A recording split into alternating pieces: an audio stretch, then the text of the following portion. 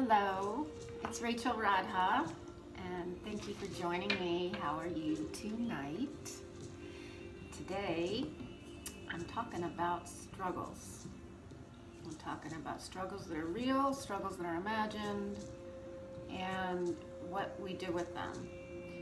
Some struggles we have that have lasted 20 years and we cannot seem to overcome whatever that may be.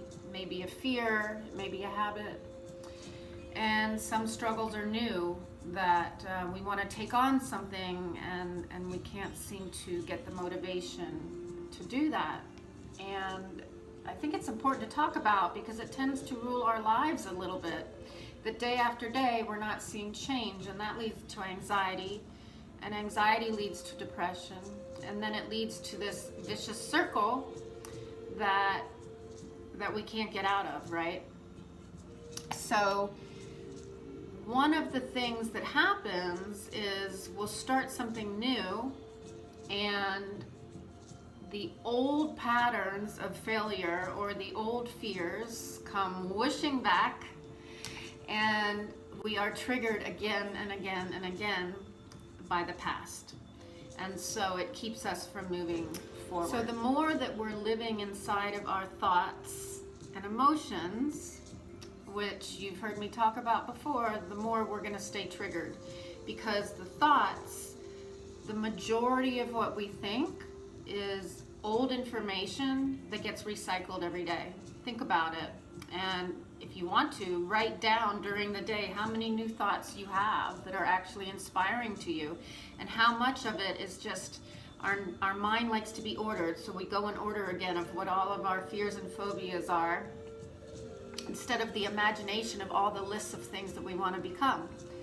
And so we can train our minds to create the thoughts that we want, which inspires the emotions that we receive after that. But that's a whole different story. So right now,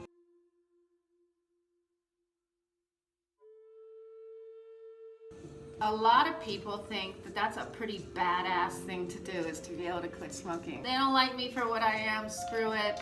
When I decided that I wanted to quit, I wasn't gonna stop with a pill or a fake cigarette. I woke up one day and said, I'm not doing this anymore.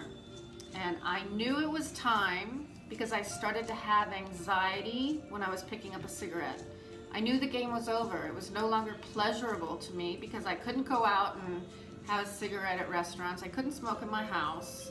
I didn't want to be around people that were going to be close to me because I stunk. I didn't like having to leave parties and go out in the freezing cold. And so it became terribly obvious that this was a habit that was no longer giving me joy, and it was starting to give me anxiety. And what we do when we're ready to give up a negative habit or something that no longer serves us is turn it over on its head and use it for what it is and have the courage to do that. So every time I wanted to have a cigarette, I never stopped the thought. The more we try and stop a thought, the more we're going to think it.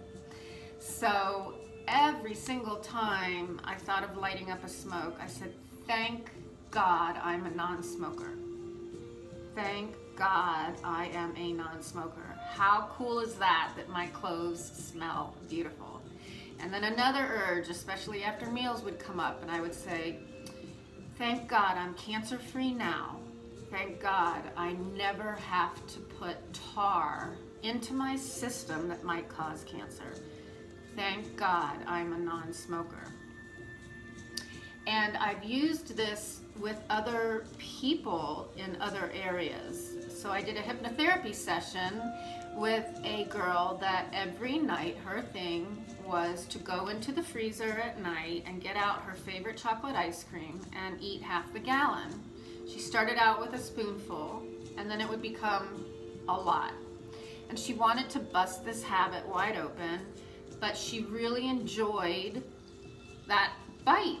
She just didn't want to eat the whole thing anymore. And we went back into hypnotherapy, and it was very, very cool. But what we did in the hypnotherapy was we walked her through not fearing the ice cream. It's ice cream. Just like a drink is a drink. I don't drink anymore. I am around alcohol all the time. To me, it's just a drink that I do not drink. That's all it is. It has no power over me.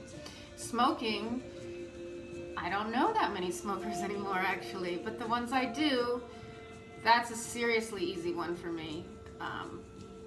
I just can't believe I ever did that, frankly. So for the food, we all get the munchies. We all have these days when we're tired, and that tends to make us want to have junk food more. So we went through this session where she walked herself through going into and acting as if this were really happening. That's what hypnotherapy does.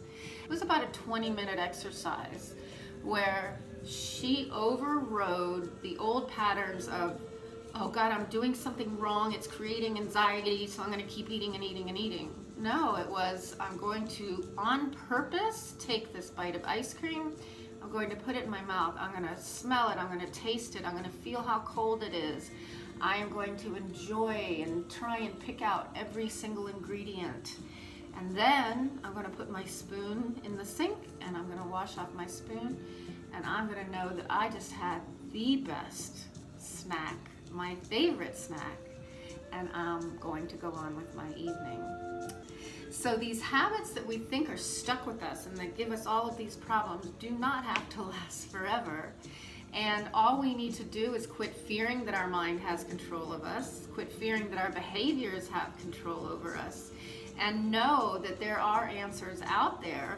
People trained in NLP, neuro-linguistic programming, and that have gone through hypnotherapy training and things like this are armed with this amazing information that shows us that the power of the mind can be used for fantastic goal setting, and it can also be turned on to create exactly what we want and to disregard that which no longer serves us. So I hope that gives you inspiration. Maybe you can have some stories that you want to share with some techniques that you've tried, or if there's something that's still bothering you, private message me or message below and let me know what it is, and I can give you a few techniques, hopefully, that will help you to dissolve these things. That cigarette, the day I gave it up, never, ever, ever came back. And that was, wow, that was 11 years ago. So, peace out. Talk to you guys tomorrow. Bye for now.